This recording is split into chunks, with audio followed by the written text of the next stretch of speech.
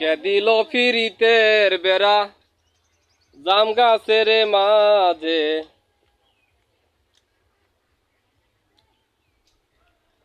বেয়াদবি মাফ করবেন, এভাবে খাওয়াটা আপনাদেরকে দেখানো ঠিক হইতাছে না। এরপরেও একটা ভিডিও বানাচ্ছি ভাই খুব কষ্ট করিয়া।